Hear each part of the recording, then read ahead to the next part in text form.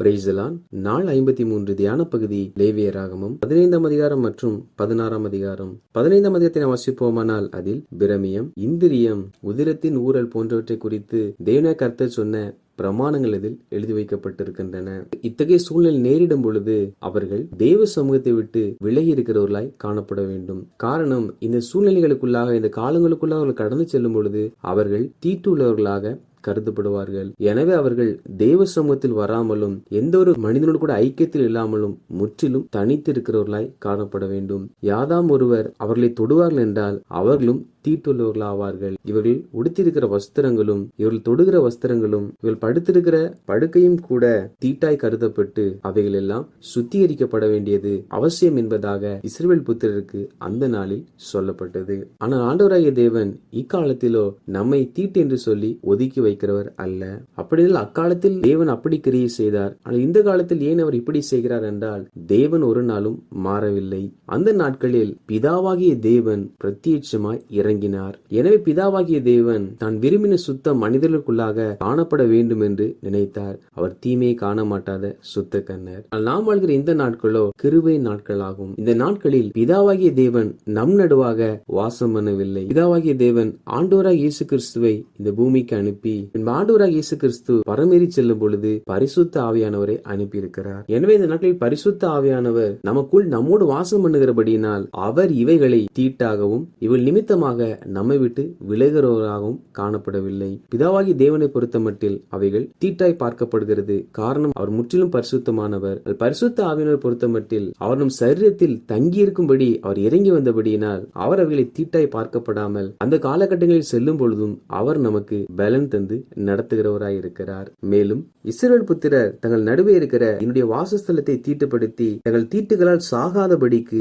இப்படி நீங்கள் அவர்கள் தீட்டுகளுக்கு அவர்களை விலக்கி வைக்க கடவீர்கள். அதாவது பிதாவாகிய தேவன் முற்றிலும் பரிசுத்தமானவர். அவரிடத்தில் எந்த ஒரு சிறு பிழைகளை நம்மால் பார்க்க முடியாது. அப்படிப்பட்ட பரிசுத்தமுள்ள தேவனாய் அவர் இருக்கிறபடியினால் அவருடைய வாசஸ்தலம் எல்லாம் பரிசுத்தமாய் காணப்பட வேண்டும். அங்கே தீட்டும் அருவருப்பானதும் அசுத்தமும் இருளும் காணப்படக்கூடாது. எனவேதான் இப்படிப்பட்ட பாதிப்பில் உள்ளவர்கள் தீட்டுப்பட்டவர்கள் என்று சொல்லி அவர்களை தனிமைப்படுத்தி வைக்க வேண்டும் என்று கட்டளையிட்டார். 16ஆம் அதிகாரத்தை நாம் வாசிப்போமானால் அதில் ஆரோனுடைய இரு குமாரர் மரித்த பிற்பாடு ஆண்டவராகிய தேவன் மோசேயிடத்தில் பேசின வார்த்தைகள் இதில் எழுதப்பட்டிருக்கிறது. கர்த்தர் மோசேயை நோக்கி, கிருபாசனத்தின் மேல் தேவனாகிய கர்த்தர் காணப்படுவாராம். எனவே ஆரோன் எப்பொழுதும் கிருபாசனத்துக்கு முன்பாக நிற்காதபடிக்கு, என் சமூகத்தில் வராதபடிக்கு அவனை எச்சரிக்கையாக இருக்க சொல். அவன் வருவான் என்றால் அவன் மரணத்தை சந்திக்க நேரிடும் என்பதாக கர்த்தர் சொன்னாராம். ஒரு இடத்தில் தேவ சமூகம் இறங்கி இருக்கும் என்றால் அந்த இடத்தில் நாம் ஜாக்கிரதை உள்ளவர்களாக, பயபக்தி உள்ளவர்களாக தான் தேவனை துதிக்க வேண்டும், பாட வேண்டும், ஆராதிக்க வேண்டும்,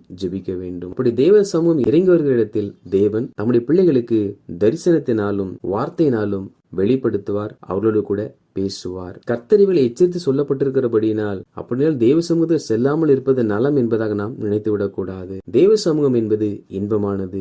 தேவ சமூகத்தில் செல்லுவதற்கு சில வழிமுறைகளை கர்த்தர் வைத்திருக்கிறார். அப்படி தேவ சமூகம் கடந்து வர நாம் என்ன செய்ய வேண்டும் என்றால், முதலாவதாக ஆண்டவராகிய கர்த்தர் சொல்லுகிறார், ஆரோன் பரிசுத்த ஸ்தலத்திற்குள் பிரவேசிக்க வேண்டிய விதமாவது அவன் ஒரு காளையை பாவ நிவாரண பலியாக செலுத்த வேண்டும். அதாவது தேவ சமூகம் நமக்கு முன்பாக இறங்கி வர வேண்டும் என்றால் முதலாவது நாம் பாவம் இல்லாதவர்களாய் வாழ வேண்டும். பாவம் இல்லாத மனிதன் இந்த உலகத்தில் யாரும் இல்லை. எனவே தேவ சமூகம் கடந்து வருவதற்கு முன்பாக அதை வாஞ்சிக்கிற நாம் ஒவ்வொரு நாளும் நாம் அறிந்தும் அறியாமலும் செய்கிற குற்றங்களை தேவ சமூகத்தில் அறிக்கை செய்து அந்த பாவத்திற்கான பாவ மன்னிப்பு ஜெபத்தை செய்கிறவர்களாய் காணப்பட வேண்டும். நாம் எவ்விதத்தில் எல்லாம் பிற மனிதர்களையும் தேவனையும் துக்கப்படுத்தினோமோ எல்லாவற்றையும் நினைத்து மனம் வருந்தி நாம் தேவ சமூகத்தில் மன்னிப்பு கேட்கும் பொழுது அதுதான் பாவ நிவாரண பலியாகும். அப்படி நாம் நம்முடைய பாவம் நிவர்த்தி செய்யும்படிக்காக செய்யப்படுகிற ஜெபத்தை நாம் செய்யும் பொழுது ஆண்டவராகிய இயேசு கிறிஸ்துவின் ரத்தம் நம்முடைய பாவங்கள் எல்லாவற்றையும் கழுவி நம்மை சுத்திகரித்து தேவ சமூகத்தை நாம் உணரத்தக்கதாக தேவ சமூகத்தில் செல்லுவதற்கான ஸ்லாக்கியத்தை நமக்கு பெற்றுத் தருகிறது. இரண்டாவதாக அவன் ஒரு ஆட்டுக்கடாவை சர்வாங்க தகன பலியாக செலுத்த வேண்டும். சர்வாங்க தகன பலி என்பது தேவனுடைய மகிமை, தேவனுடைய பிரசன்னத்தை நாம் ருசி பார்ப்பதற்காக.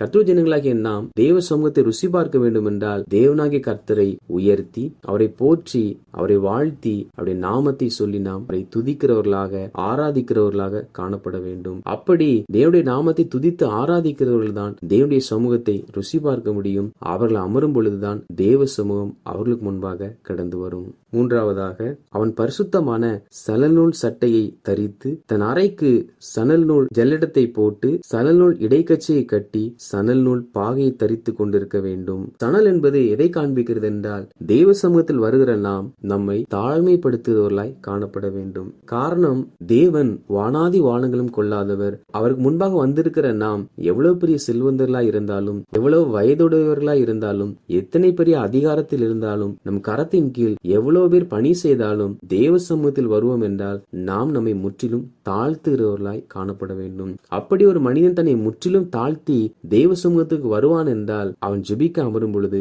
தேவ சமூகம் அவனுக்கு முன்பாக காணப்படும். நான்காவதாக, பின்பு ஆரோன் தனக்காகவும் தன் வீட்டாருக்காகவும் பாவ நிவர்த்தி செய்யும்படிக்கு அவருடைய பாவ நிவாரண பலியின் காலை சேர பண்ண வேண்டும். அதாவது, நாம் சுயநலவாதிகளாக நம்முடைய ஆவிக்குரிய வாழ்க்கையை மாத்திரம் நாம் பலப்படுத்தி கொண்டிருக்கிறவர்களாய் இருக்கக்கூடாது.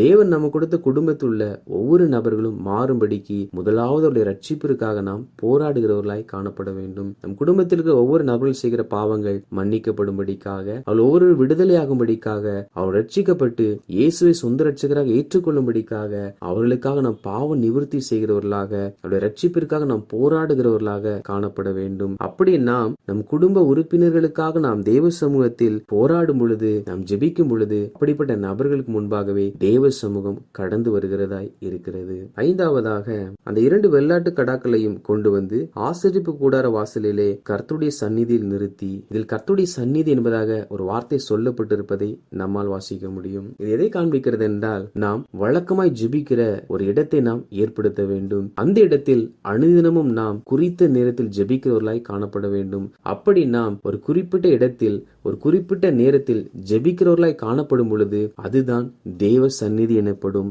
அங்கே நாம் சென்று ஜெபிக்க அமர்வதற்கு முன்பதாக தேவனாகிய கர்த்தர் வந்து அமர்ந்து விடுவார். நாம் அனுதினமும் அந்த இடத்தில் ஜெபிக்கிறவர்களாய் காணப்படும் பொழுது அந்த இடத்தில் எப்பொழுதும் தேவ பிரசன்னமும் தேவ சமூகமும் இறங்கி வரும். எனவே நாம் தேவனுக்கென்று ஒரு இடத்தையும் ஒரு நேரத்தையும் குறிக்கிறவர்களாக காணப்பட வேண்டும். ஆறாவதாக, அந்த வெள்ளாட்டு கடா அவருடைய அக்கிரமங்களை எல்லாம் தன்மேல் சுமந்து கொண்டு குடியில்லாத தேசத்திற்கு போவதாக அவன் அந்த வெள்ளாட்டு கடாவை வனாந்திரத்திலே போகவிட கடவன். பலி செலுத்தப்படும் 2 ஆடுகளில் ஒரு ஆட்டின் மேல் தன் அக்கிரமத்தை சுமத்தி அவைகளை குடியில்லாத தேசத்திற்கு போகும்படி வனாந்திரத்திலே விட வேண்டுமாம். எதை காண்பிக்கிறது என்றால், கர்த்தருடைய ஜனங்களாகிய நாம் அறிந்தோ அறியாமலோ பாவத்திற்கோ மீறுதலுக்கோ உட்படுவோம் என்றால் அதிலிருந்து வெளியே வருகிற நாம் மறுபடியும் அவைகள் நினைத்து கொண்டு மறுபடியும் அவைகளை செய்கிறவர்களாய் காணப்படக்கூடாது. நாம் பாவங்களை விட்டு தேவ சமூகத்தில் அறிக்கை செய்வோம் என்றால் அந்த பாவத்தை போக்காட்டு கடாவை போல நம்மை விட்டு தூர தேசத்திற்கு அனுப்பிவிட வேண்டும். அதாவது, அந்த பாவத்தை குறித்த சிந்தனைகள், அந்த பாவத்தை குறித்த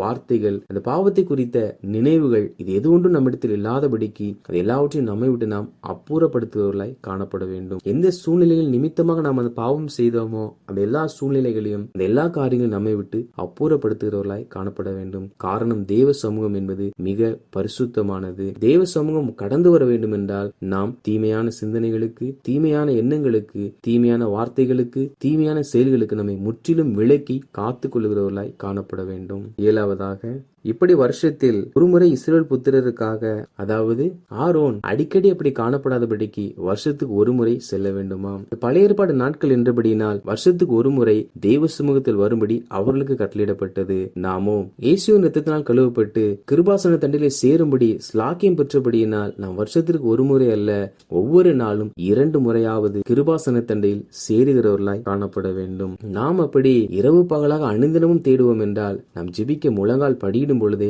அந்த இடத்தில் தேவ சமூகம் இறங்கி வரும். அப்பொழுது நாம் செய்யப்படுகிற ஜெபத்திற்கு கர்த்தர் பதில் தருவார். உடனே அற்புதங்களை நம்மால் காண முடியும். வாசித்த இந்த அதிகாரிகளின்படி கர்த்தர் ஜனங்களாகிய நாம் ஆண்டவராகிய கர்த்தர் நம்மை தீட்டு என்று ஒதுக்கப்படுகிற காரியத்தில் இருந்தும் நம்மை விடுதலையாக்கி இருக்கிறபடியினால் அவருக்கு ஸ்தோத்திரம் செலுத்தி எந்த ஒரு காரியத்தையும் தீட்டு என்று நினைக்காமல் தேவ சமூகத்தில் செல்லும் பொழுது முதலாவது பாவ நிவாரண பலியும் பின்பு தேவனுக்கு சர்வாங்க தகன பலியும் செலுத்தி தேவ சமூகம் நமக்கு முன்பாக கடந்து வரும்படிக்கு நாம் பாவ நிவாரண பலி செலுத்தி சர்வாங்க தகன பலி செலுத்தி நம்மை தாழ்மைப்படுத்தி நம் வீட்டாருக்காக தேவ சமூகத்தில் போராடி தேவனுக்கென்று ஒரு இடத்தையும் ஒரு நேரத்தையும் ஆயத்தப்படுத்தி பாவத்திற்குரிய காரியங்கள் எல்லாவற்றையும் நம்முடைய வாழ்க்கையை விட்டு அப்புறப்படுத்தி அனுதினம் இரவு பகலும் ஜெபிக்கிறவர்களாய் காணப்பட வேண்டும். நாம் எப்பொழுதும் தேவ சமூகத்தில் நிற்போம். தேவ சமூகம் எப்பொழுதும் நம்மோடு இருக்கும். கர்த்தர் தாமே அவருடைய சமூகத்தில் நிலைத்து நிற்கிறவர்களாக நம் ஒவ்வொருவரையும் மாற்றுவாராக.